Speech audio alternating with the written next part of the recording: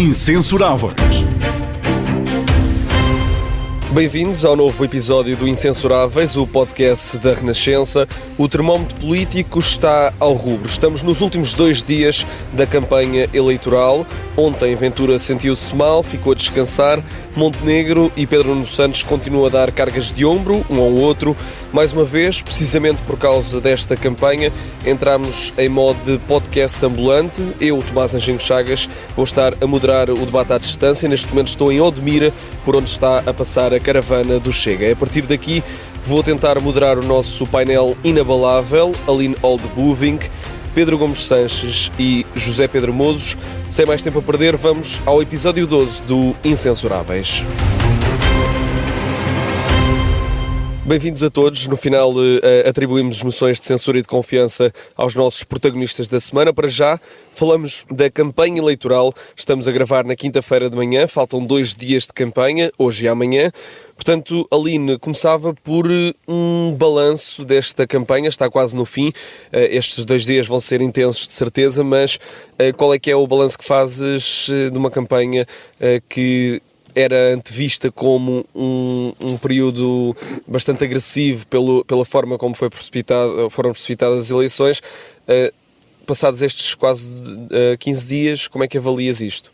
Bom dia. Olha, Bom dia. Mim parece-me que isto é mais os Jogos Sem Fronteiras do que uma campanha política, sinceramente. Porque já estou farta de ver jogos de vôlei, corridas de motas, maratonas que, por exemplo, a Mariana Mortágua andou a fazer, ou programas de culinária.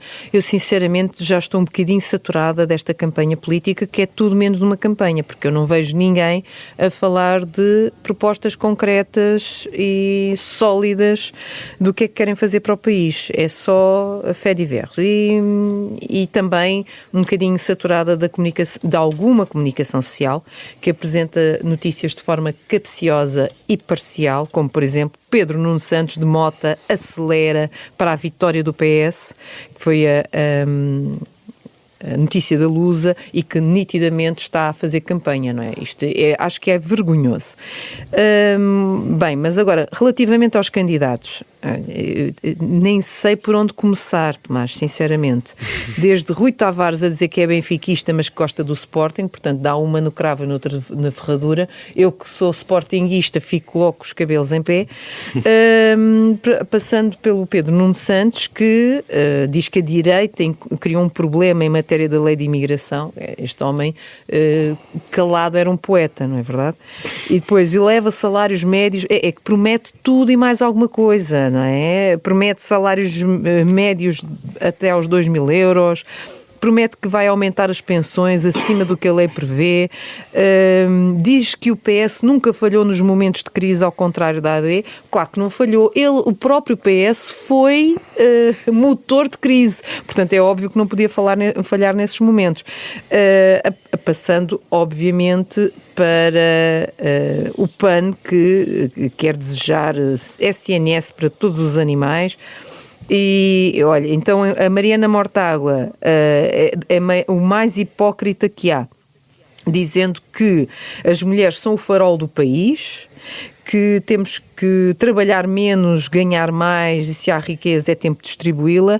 Uma pessoa que fez o que fez com mulheres grávidas que trabalharam para o partido dela e que apoiou Boaventura Santos. Portanto, a lista de incoerências e de dramatismos nestes políticos é, enfim, interminável, e penso que também tenho que deixar alguma coisa para os meus colegas dizerem. Parece-me que estás ligeiramente saturada. Vamos ouvir o Pedro Gomes Sanches sobre esta campanha. Também partilhas desta opinião da Aline de que tem sido uma campanha onde se falou pouco de políticas e mais sobre políticos? Eu não estou ligeiramente saturado, eu estou bastante saturado. Eu estou, acho eu, não querendo ser abusivo na interpretação do estado de espírito dos portugueses, estou num longo fastio eleitoral que contrasta com o frenesim dos políticos, um frenesim que eu diria bastante idiota, de facto, concordo, segundo as palavras da Aline, esta coisa do mergulho do mar, do motar, do motoqueiro tardio, do beber uma imperial de trago, estamos cansadíssimos, eu pelo menos estou cansadíssimo do político do rosto humano e da ausência do político, na verdade, porque tudo aquilo que era importante não se discutiu, ou não se discutiu, e definitivamente não se discutiu na campanha, e também não se discutiu na pré-campanha, pese embora a pré-campanha tenha sido um bocadinho melhor, muito graças aos debates que foram acontecendo, insuficientes do ponto de vista do conteúdo, insuficientes do ponto de vista da repetição, que eu acho que era exigível entre os dois principais candidatos, mas enfim, alguma coisa lá se discutiu, na campanha definitivamente não, e quando se discutiu, discutiu-se mal. Enfim, dou aqui um exemplo para não tomar muito tempo. A questão da segurança social, para mim, continua a ser o tema, enfim, não necessariamente o único, há um conjunto de outras coisas que também não foram discutidas, o impacto, não acrescentaram uma vírgula sobre aquilo que é suposto acontecer em junho na Cimeira da NATO aos seus programas. Nenhum cenário macroeconómico foi verdadeiramente revisto em função disso. Estamos com uma guerra comercial, com uma contração do mercado global, e aparentemente nada disso inquieta os nossos políticos. Mas enfim, eu insisto na questão da sustentabilidade, da segurança social, que sempre que foi, entraram num leilão de ofertas aos pensionistas atuais sem uma palavra aos pensionistas futuros. Aliás, ocultando o facto deste leilão de benesses para os pensionistas atuais agudizar o problema da sustentabilidade da segurança social. Portanto, nota muito negativa para esta campanha. A dizer aqui algumas coisas. E depois a história da diabolização que o PS faz sempre, acenando o fantasma da privatização da segurança social. Eleitoralmente isso é muito eficaz. As pessoas assustam-se com a possibilidade da privatização, que de facto não está em cima da mesa, nem da mesa da Iniciativa Liberal. Mas será que funciona? Não obstante, eu acho que funciona, eleitoralmente funciona. É uma diabolização que normalmente o PS vê premiada pelo eleitorado e, portanto, funciona na medida em que funciona. Não vem do éter, não é? Ou seja, isto é... Vem do éter. Há um grupo de trabalho, criado por este governo para rever. Mas não é privatizar a segurança social. Mas estou a dizer que não vem do nada, não é? Vem, eu acho que vem do nada. Eu acho que não vem do nada. Vem da caixinha de fantasmas que a esquerda gosta de acenar. Sempre que alguma ideia é agitada fora do consenso social-democrata que tem imperado nas últimas décadas em Portugal, é sempre um demónio. E eu acho que isso é muito empobrecedor para a política portuguesa. A culpa é sempre do Passo, não é? De terminar, nota também negativa para esta diabolização que o PS insiste em fazer, nota negativa para a irascibilidade indisfarçável do Luís Montenegro sempre que se fala no caso que nos trouxe aqui, que é o caso da Spinum Viva. E é fraquíssimo tudo isto. Nota final. Cenários. Nós corremos o risco de chegar a domingo com uma configuração parlamentar semelhante àquela que tivemos e será caso para perguntar porquê isto? Porquê isto? No limite, enfim, porventura mais favorável para uma solução governativa, e agora não estou aqui a fazer juízos de valor sobre o governo em concreto, no limite o melhor desbloqueio que se consegue imaginar é que a AD com a Iniciativa Liberal consigam ter mais deputados do que a esquerda toda junta. Não Mas obstante, continua a ser improvável segundo as sondagens. Parece improvável. Bom, sim, parece improvável. E, aliás, há aqui uma tendência que começa a inquietar muito as hostes da AD. De qualquer forma, não sabemos o que é que isto significará de facto. Não sabemos se será possível, não sabemos o que é que isto significará de facto. Portanto, podemos chegar segunda-feira pela manhã com uma configuração parlamentar não muito diferente, confirmando, e termino, confirmando aquilo que parece uma inexorabilidade na política portuguesa bastante bastante difícil de ultrapassar com os atores políticos em exercício, que é a tripartidarização do sistema. E isto é qualquer coisa que nos vai dedicar bastante tempo. José Pedro Mozos, como é que olhas para estas quase 2 semanas de campanha? Também partilhas uma opinião que foi subscrita pelos os teus dois colegas de painel, e eu ouvi um politólogo a falar esta semana, não me lembro exatamente onde, que dizia que tentou-se fazer uma desacralização dos políticos, mas passou-se para uma banalização dos políticos, com estas ações de campanha a jogar vôlei, a andar de moto. Eu vou um bocado em contracorrente aqui, porque eu acho que o problema... Porque é que eu não estou surpreendido? O problema não são estas ações. Se nós formos ver eleições anteriores, Marcelo Rebelo de Sousa mergulhou no Tejo para provar que o Tejo estava poluído em 89. Numa campanha em que, além disso, passou um dia a andar de táxi, a fazer taxista, e passou uma noite... Mas foi disruptivo, Zé Pedro. E passou uma noite no caminhão do lixo a varrer as ruas de Lisboa. António Costa fez uma corrida de burro contra um Ferrari, quando foi candidato à Câmara de Loures, para provar que a mobilidade no concelho era um caos. E, portanto, ações disruptivas sempre houve. Ações fora da caixa para chamar a atenção fazem parte da campanha. E, portanto, eu não acho que o problema desta campanha, honestamente, não acho que o problema seja Pedro Nuno andar de moto ou Rui Rocha e Luís Montenegro andarem a jogar vôlei.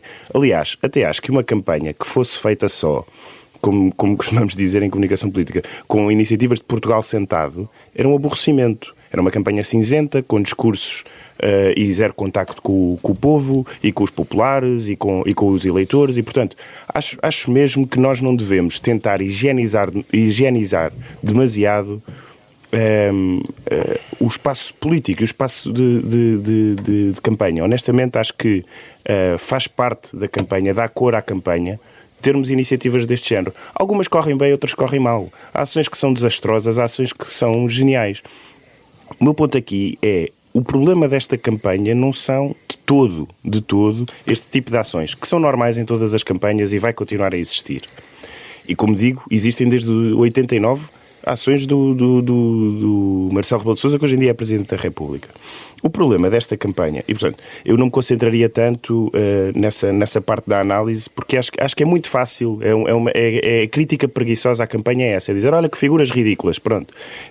E não são figuras ridículas como sempre existiram. O que me preocupa nesta campanha é mesmo o silêncio, e aí já estou mais de acordo até com aquilo que o Pedro dizia há bocadinho. A ausência quase total de debate. Eu sei que a altura de campanha não é a altura privilegiada para debate. É os meses e as semanas que a antecedem. A altura de campanha para mobilizar eleitorado, para dar ideia de crescimento.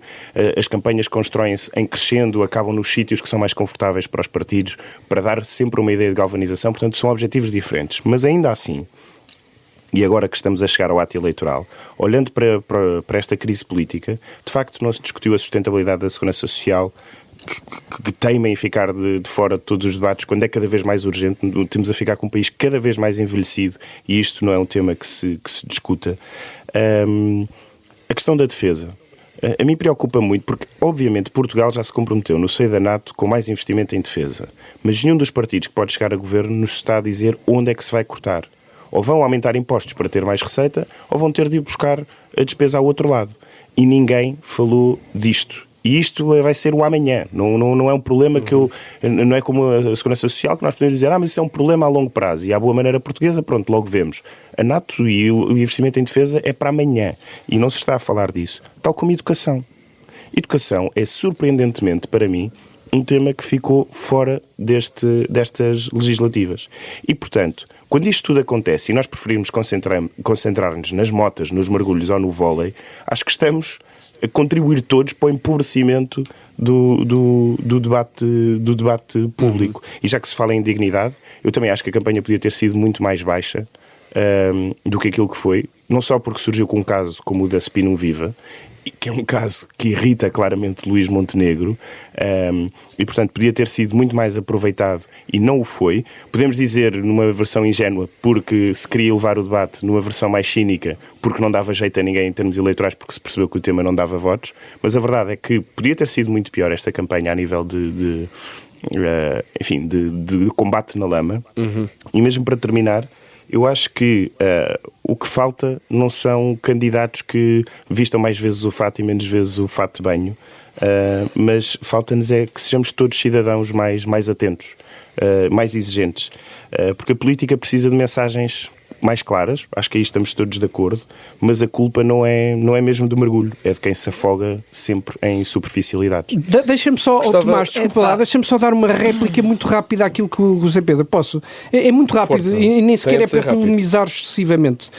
Sim, de acordo, é verdade o Marcelo, é verdade o Costa, na altura foram pioneiros desse ponto de vista e, portanto, disruptivos, e há uma diferença entre ser disruptivo e ser fora da caixa, e ser hoje esta coisa, o Geirinhas, o Ricardo Araújo Pereira, a Júlia Pinheiro, o Manuel Luís Goxa, isto é tudo dentro da caixa. Eu acho isso mais grave.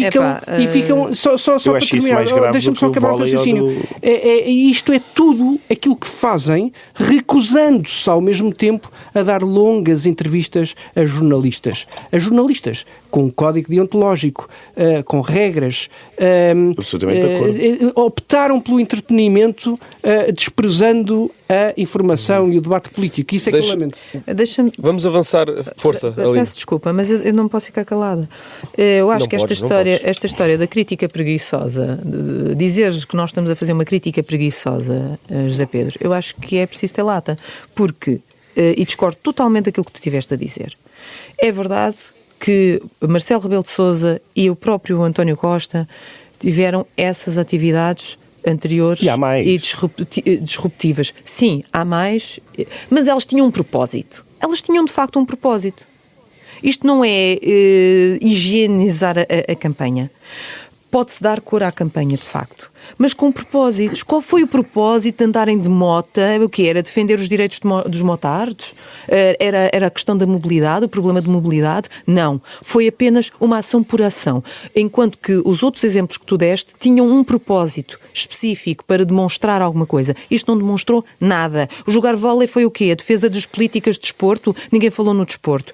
As berjolas de um só trago foi o quê? Falar da economia? Das vendas de Superboc? Não. Portanto, eu acho que, de facto, esta campanha é uma campanha sem propósitos, é apenas fazer atividades para chamar a atenção, quando não há uma campanha suja, como foi o caso daquele penetra que desestabilizou em Espinho a campanha da AD e que já foi provado que era um figurante de cartazes do Pedro Nuno Santos e que andou a viajar com a comitiva oficial do PS. Portanto, eu acho que esta campanha tem sido miserável.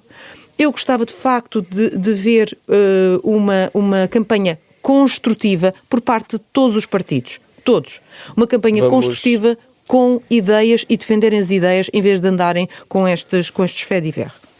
Vamos avançar para o segundo tema dos nossos temas, que será certamente uma surpresa que irrompeu pela campanha. Gouveia Melo confirmou ontem, durante uma entrevista à Renascença, que será candidato à presidência da República no meio da campanha eleitoral, ao contrário do que ele tinha prometido.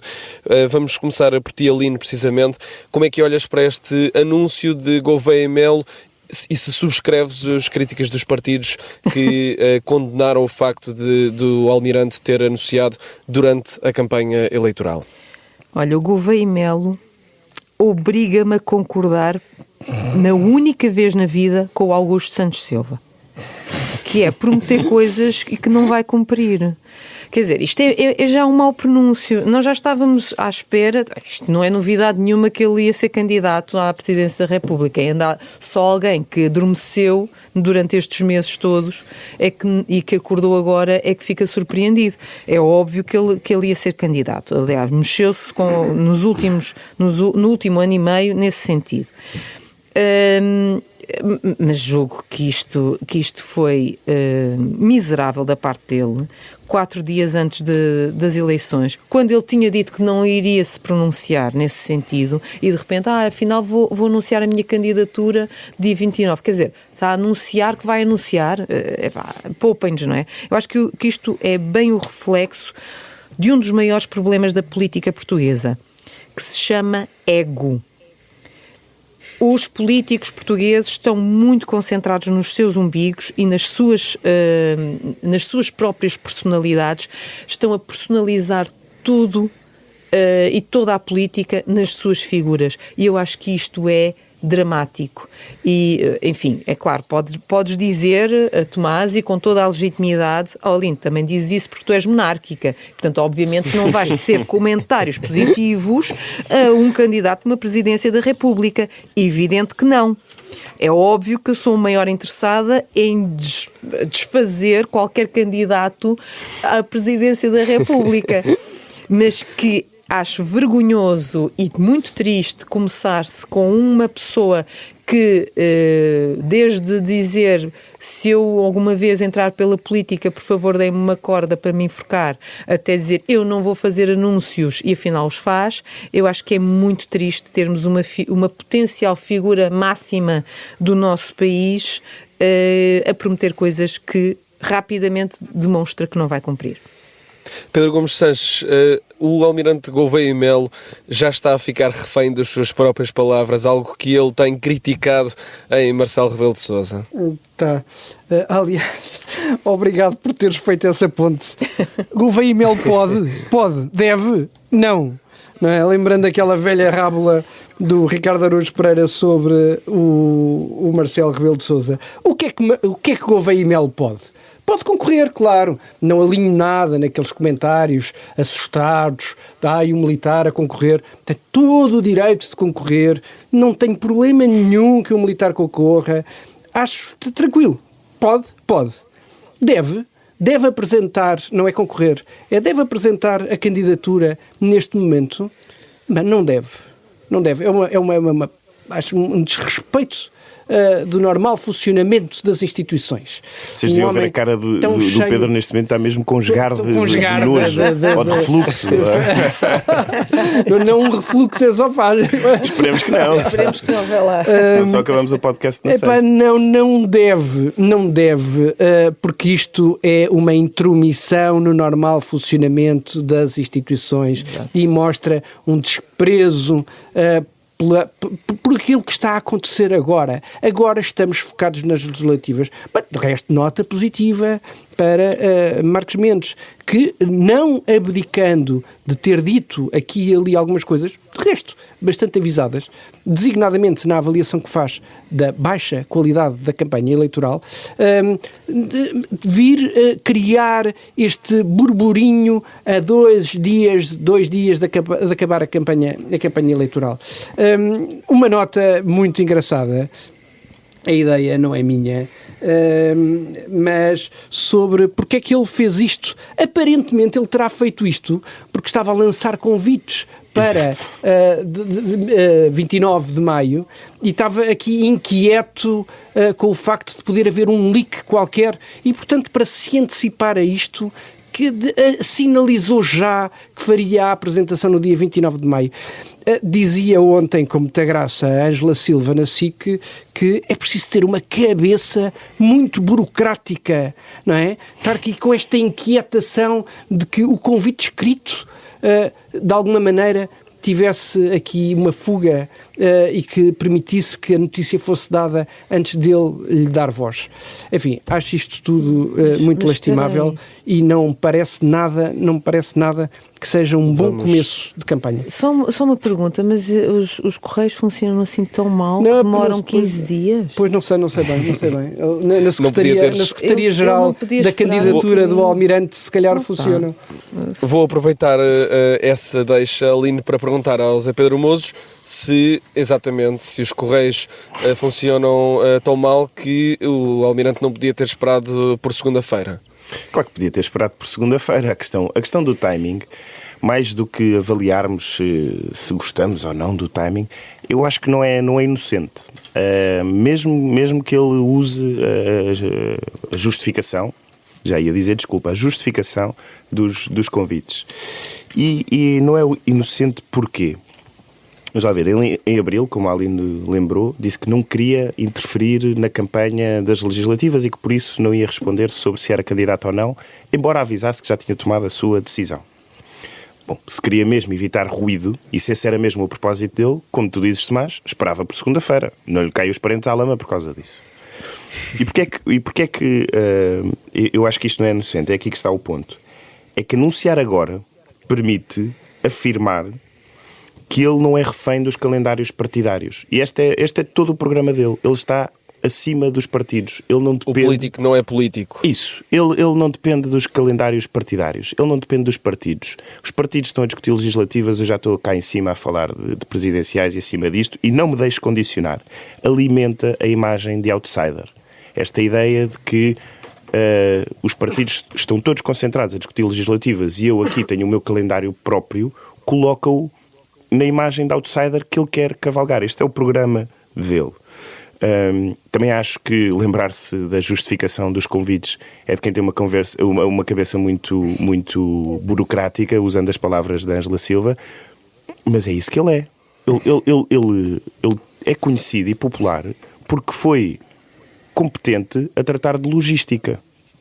A esvaziar pavilhões, a meter lá pessoas, pronto, e a organizar como organização militar, e correu bem, a vacinação em Portugal correu bem, demos-lhe esse mérito, mas ele vem de um sucesso logístico e portanto mais do que ver aqui uma tentativa de interferir nas legislativas, eu acho que é mesmo o primeiro passo de campanha dele para se começar, o primeiro não, já deu alguns, mas mais um passo para começar, ou continuar a afirmar a sua imagem de outsider. Queria só dar uma nota àquilo que o Pedro disse relativamente a militares em Belém. A mim honestamente faz-me confusão podermos ter um Presidente da República militar. E porquê? Porque o 25 de Abril fez para nos dar a liberdade e o 25 de Novembro para dar o poder aos civis. E isto hoje em dia pode ser meio esquisito o lembrar... Almirante é civil agora. Certo, mas ainda assim. Não vais voltar a vê-lo. Nós não nos podemos esquecer de aquilo que Mário Soares repetia muitas vezes. Ele dizia: sou socialista, republicano e civilista. Quanto à primeira parte, haverá as discórdias que houver. Quanto à segunda, menos, apesar de eu ter aqui uma colega de painel que não é republicana. E quanto à última, temos a certeza de que não há que o nosso, quer dizer, é mais consensual. Nós somos uma república civilista. E acho que nunca é demais lembrarmos-nos dos riscos que corremos na altura em que tivemos militares próximos do poder. E mais do que isso, nós não sabemos o que é que ele pensa sobre nada. Sobre nada. Ele já tentou dizer qualquer coisa. Pois, mas ficou-se pela parte tentativa. E, portanto, eu acho que a melhor vacina, e usando aqui uma expressão que lhe é familiar, a melhor vacina contra os populismos é mesmo a política. E eu receio que ele venha combater o populismo com outro populismo antipolítico, que pode ser com a melhor das intenções, pode ser menos perigoso que outros, mas não deixa de ser perigoso para o nosso sistema. Só um apontamento histórico. É verdade, eu percebo essa questão dos militares e do MFA, mas foi também graças a um militar, ao general Ramalhianes, Presidente da República, que também de alguma maneira conseguimos ultrapassar. Mas era necessário que houvesse um militar nessa altura. O 25 de Abril isso era perceber o ar dos tempos e perceber que para uma pacificação geral da sociedade tinha de haver uma transição que envolvesse os militares. E, portanto, acho que ninguém...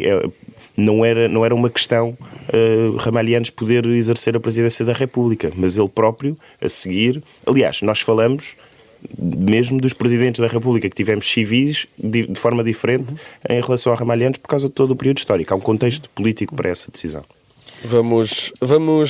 Chegamos ao fim do... Só um segundo, Tomás. É porque... Força. Não sei se até que ponto... Remate final. O Gouveia Melo não falou nisto para tapar um pouco a notícia que tinha corrido mal a forma como ele geriu a questão daquele navio, não é? E o problema da Marinha do tribunal. do tribunal, não é? Que no fundo retirou-lhe aqui o gás. E portanto talvez lançar esta notícia de que ele vai noticiar que vai ser candidato não será para calar um pouco esta linha, não é? Fica a pergunta no ar. Chegamos ao fim do nosso prato forte do episódio. Vamos ao digestivo, as nossas moções de censura para quem se destaca pela negativa e moções de confiança para os heróis da semana. Incensuráveis. Aline, quem é a tua moção de censura? Eu saio da presidência ou candidatos à presidência da República para ir direta aos temas da monarquia. A minha moção de censura, por muito que me custe, vai para o meu partido, o PPM. Infelizmente, o meu partido tem-se comportado de forma pouco dignificante. Parece daqueles namorados que não aceitam que uma relação acabou e continuam a chatear o ex-namorado ou a ex-namorada, para além de mostrar um grande ressabiamento. E então, os elogios que faziam para a AD quando eles pertenciam à AD, agora são substituídos por críticas, não é? Portanto, a mesma coisa que eles apoiavam, agora estão a criticar. E em último grito de desespero por um lugarzinho, agora dizem que o PPM está disponível para integrar qualquer governo e suportar qualquer governo, porque o que está em causa é que é preciso estabilidade, mas se calhar eles querem uma estabilidade às contas do partido. Não sei. Bom, é esta a minha moção de censura. E a tua moção de confiança? A minha moção de confiança, obviamente, vai, ainda por cima hoje, que é o aniversário do Sr. Dom Duarte, e deixo aqui um profundo reconhecimento e os parabéns. Ao Sr. Dom Duarte.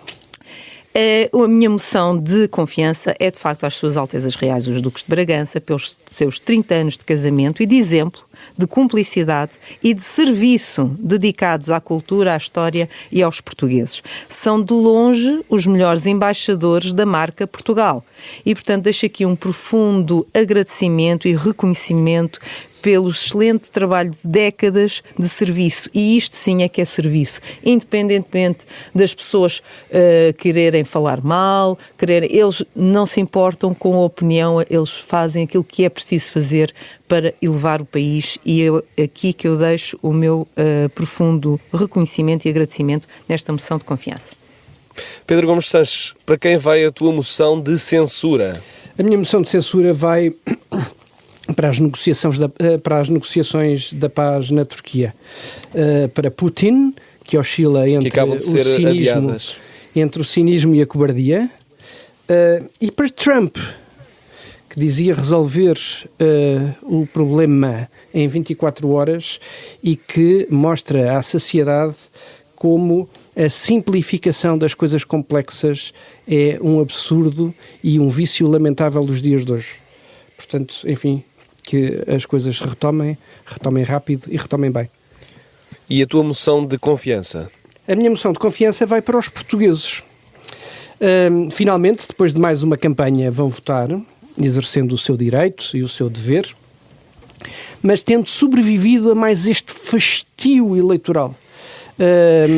Agora a confiança, porque vão poder descansar antes da próxima, as autárquicas, antes da próxima, as presidenciais, e antes da próxima, as legislativas que virão, quando tiverem de vir.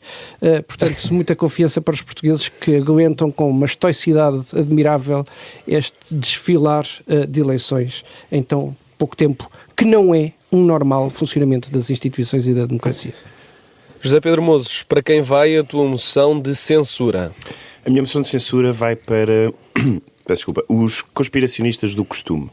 Isto porquê? Porque esta semana, como sabemos, André Ventura sentiu-se mal durante uma ação em Faro, ou em Tavira. Foi assistido, foi levado para o hospital com uma dor no peito, saiu de lá, pronto, era apenas refluxo esofágico. Houve um aproveitamento do partido, por parte do partido e de André Ventura, deste acontecimento, sem dúvida, e isso merece ser julgado politicamente. Mas nas horas que mediaram a saída do hospital, ou seja, a entrada do hospital e a saída do hospital de André Ventura, houve várias teorias da conspiração a correr nas redes sociais. Que tinha sido envenenado, que isto era tudo uma encenação, que não sei o quê. Eu tenho muito pouca paciência para conspiracionistas. E, portanto, isto é só para lembrar que para isto ter sido uma encenação era preciso que os jornalistas presentes no local, como tu, meu querido amigo Tomás, tivessem de ter... de verdadeira tensão. Pois, e tivessem de ter colaborado com esta conspiração, tal como os bombeiros que foram ao local, como os profissionais do INEM, como os médicos do SNS e enfermeiros do Hospital de Faro. Quer dizer, e é neste ponto que a mim me preocupa o combate que se faz a André Ventura, que se estabelece a diferença entre vigilância democrática e o delírio. É que, claro que faz parte da natureza humana nós podermos duvidar, não é isso que está em causa, e desconfiar. Mas nem tudo o que envolve o nome André Ventura é contra André Ventura. Há notícias que são só notícias, há informações que são só informações. E quando o combate contra André Ventura se transforma numa espécie de vale-tudo, em que deixamos de confiar nas fontes de informação tradicionais, em dados oficiais como os dos hospitais, nós não estamos a combater André Ventura, estamos a imitá-lo. E esse é o problema dos conspiracionistas, é que validar a ideia de que tudo pode ser posto em causa, de que tudo pode ser dito desde que sirva ao nosso lado, é precisamente a estratégia dos populistas e não é assim que se combate André Ventura. E para quem vai a tua moção de confiança? A minha moção de confiança vai para Pepe Mujica, o ex-presidente do Uruguai, que morreu esta semana. E com ele perdemos mais do que um ex-presidente, perdemos um exemplo raro de coerência, de humildade e de verdade na política. Independentemente de ser de esquerda ou de direita, ele era um homem bom e um homem consensual. Ele dizia, quando se compra alguma coisa, não pagamos com o dinheiro, pagamos com o tempo que gastámos a conseguir esse dinheiro. E isto, independentemente da nossa visão e do nosso quadrante político, é uma mensagem muito importante porque nos faz valorizar mesmo aquilo que não se pode comprar, que é a vida e o tempo. E numa altura em que estamos todos com uma atenção reduzida a 15 segundos, a vídeos de 15 segundos, a frases de 15 segundos, era bom de vez em quando termos este refrescamento de ouvir as palavras de Mujica e ele nunca deixou de acreditar que a política serve para precisamente melhorar a vida das pessoas e essa é a lição que nos deixa. Talvez a mais simples de todas, que é também se calhar a mais esquecida, que é que o verdadeiro sucesso na vida é sermos felizes e a política deve contribuir para nos aproximar da nossa visão de sociedade. O grande privilégio dos políticos, como ele dizia, não é andar de carro, não é ter um excelente gabinete, é poder mudar a vida das pessoas e ele, além de ter estas palavras bonitas, exerceu-as quando pôde e aqui fica a minha homenagem sentida a Pepe Mujica. Chegamos ao fim de mais um episódio do nosso podcast, que contou com o cuidado técnico do Rui Glória e sonoplastia do Diogo Casinha. Já sabem, podem comentar e partilhar o episódio para elogiar ou para criticar. Conhecem as regras, aqui ninguém vos censura, porque também ninguém aceita ser censurado. O nosso painel em máxima força, Aline Oldbuving, Pedro Gomes Sanches e José Pedro Mozos são os nossos incensuráveis. Eu sou Tomás Anjinho Chagas, sou jornalista na Renascença. Para a semana, quando voltarmos, já haverá vencedores e derrotados nas eleições. Um abraço e até lá. Incensuráveis.